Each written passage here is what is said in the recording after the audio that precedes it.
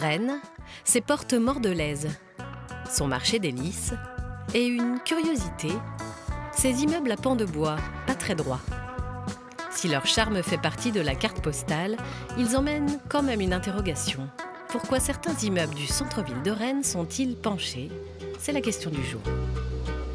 Gilles Bron connaît de Rennes chaque recoin et les petites et grandes histoires qui vont avec.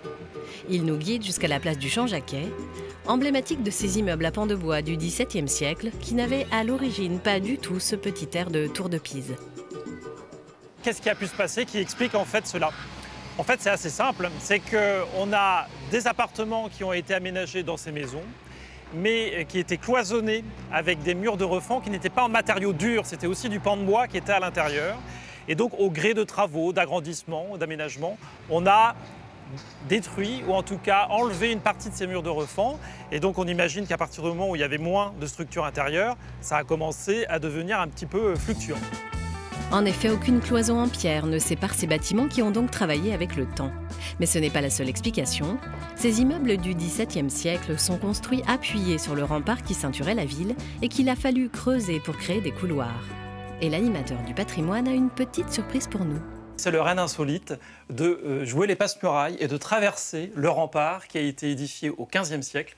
On voit ici donc une voûte en briques qui correspond à ce percement du rempart. Quand on va aménager de nouveaux logements derrière ce mur qui est insoupçonnable quand on est en fait sur cette place du Champ-Jacquet.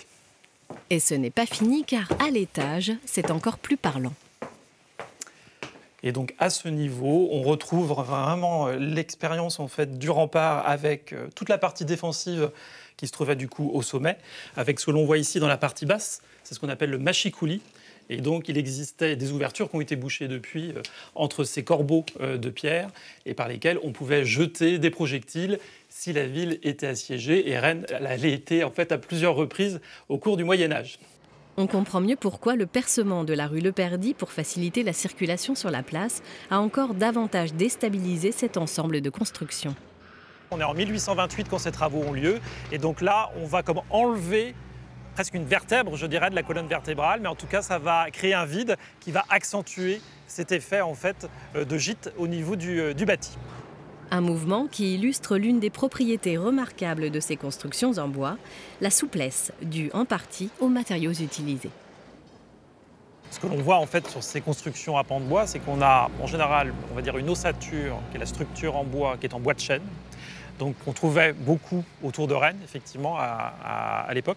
Et puis on va avoir la partie plus claire qu'on voit entre ces pans de bois, qu'on appelle le torchis, qui est un mélange de terre argileuse, alors ça on en a beaucoup en fait dans le bassin de Rennes, auquel on ajoutait soit du crin animal ou alors des fibres végétales, mais qui permettait du coup d'avoir cet élément en fait qui épouse le bois et qui vit très très bien finalement l'un avec l'autre. C'est-à-dire qu'en période hivernale ou automnale, quand il y a plus de pluie, eh bien, ça se gorge d'humidité et donc je dirais que ça respire en fait de la même manière. Et à l'inverse, l'été, quand c'est plus sec, les deux en fait se resserrent.